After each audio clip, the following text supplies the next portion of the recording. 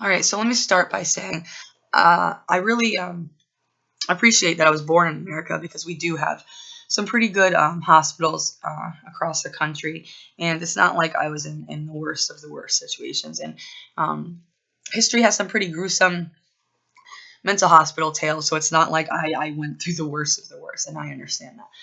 But there was a lot left to be desired when you were a kid.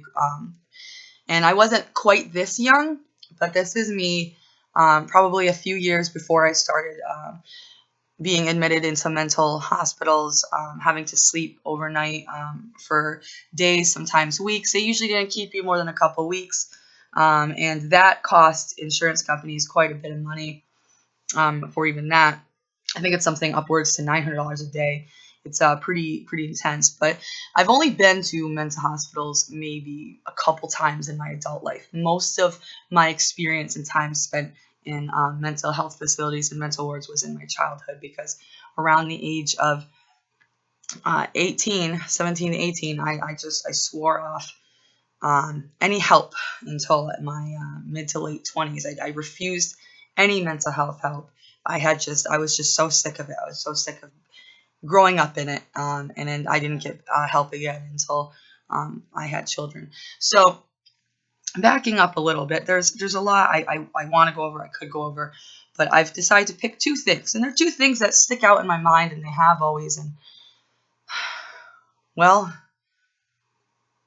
I think about it every single day of my life, because um, I wake up every single day of my life, and I have since I was a child, as long as I can remember, nauseous, sick to my stomach. Excuse me. Excuse me. I've a cold. I've been feeling very well, and and the reason I wake up every single morning, every single day of my life, sick to my stomach, unable to eat or really move until I smoke some cannabis. I've been um, really unable to eat my whole life without smoking a joint or something. Is because every single morning I was greeted by a handful of pills. Whether that was my mother handing me my pills, and she did the best she could, she just, listened to the doctors, or whether it was nurses handing me the pills every morning, and waking up like that. That's how I woke up. Every morning of my life, I woke up with a handful of pills being handed to me before I ate. Now, my mother would tell me, quick, get a glass of milk in. It didn't really help you. So it was supposed to fill my stomach a little bit before, but I always got nauseous. And even when I hadn't been on the medication for 10 years, I hadn't been on any pills for years. Any of these, and these mood things and these psych meds, they make you so sick to your stomach when you don't eat. And I would try to eat, but because of it, I never wanted to eat. So even when I wasn't on them, I was still nauseous. Like, I could not take them for years, and I was still nauseous. And nothing helped. I certainly didn't want more pills for the problem. You think doctors didn't offer? Nothing helped but cannabis. Um, and I'd say the second worst thing than waking up every morning to see a hand open up in front of me with a fistful of pills, or a little cup rather, um, was falling asleep every night listening to people cry in that place. Every single night I was in a mental ward, and for the group homes too.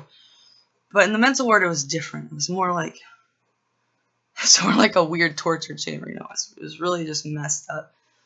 For the most part, there were good hospitals, but there was a few that were not so good. And for the most part, people would cry pretty much, or scream or yell every night. We got a few peaceful nights, and usually on the peaceful nights, I was given a roommate who snored all night. If you're wondering where my sense of humor comes from, it's this childhood I've lived. So,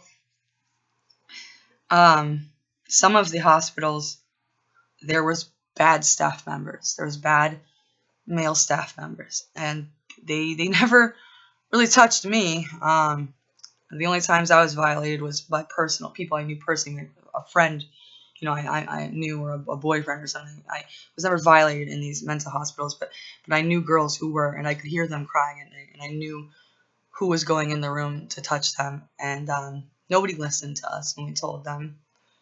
So, but mostly people weren't crying because of that. That was really a small. I just want to say that was a small fraction. It was awful, but I would have to fall asleep every night listening to people cry, or for their parents or their moms. Um, even if they were just crying because they were scared, it always felt like they were just being tormented. It was just it's some kind of hell to fall asleep every night listening to people cry and scream. It's maddening. So I started smoking cigarettes at an early age. Um, as soon as I would get out of the mental ward, I mean, I'd be like, when I was a little older anyway, I'd be like, I started smoking cigarettes when I was like 14. My parents would actually give me cigarettes when I got on the mental ward because they knew, they just, I was mad at them a lot, and they knew I was mad at them. I hated being sent there against my will. I never felt like I had dominion over my own body my whole life. I never felt like could make any choices with my own body. And I would smoke cigarettes because I knew it was bad for me, and I knew it pissed everybody off. And they let me do it because they didn't want to listen to it. But I did it because I wanted to be able to do something to my own body. And eventually I quit when I got older. But those are the two worst things, I would say. And I always found reasons to try to be happy. I loved doing artwork in these places. I love the food after a while. I just love food. I don't really care. And I guess all I have to say is, if you're physically ill, I understand hospitals have to be a place of, like medicine, more clinical, but I always felt like mental hospitals. I know they have to be hospital. I know it has to be like that. It has to be like that, but I just wish they could have made more of an effort to make it a place more of love and less clinical, less medical, because for mental issues, it didn't help us being locked in like a little medical cage. It needed to, like, and like every once in a while they had a guy come in and play on a guitar, but there wasn't enough enrichment and love, and there just wasn't. It was a cold, clinical, calculating cage. And if you're a kid and you act up, this is where you go. So you need to behave yourself, because I found out what happens when you don't comply. So you need to comply, or they send you there. So on a lighter note, I found this on the internet. All those other tree pictures are mine, but these pictures are not mine. This hair reminds me of a doll I used to have when I was very young, very, very young. It was one of my favorite mermaid dolls. It had hair just like this. I love the colors of this hair. It was just like this. I used to play with this little mermaid doll.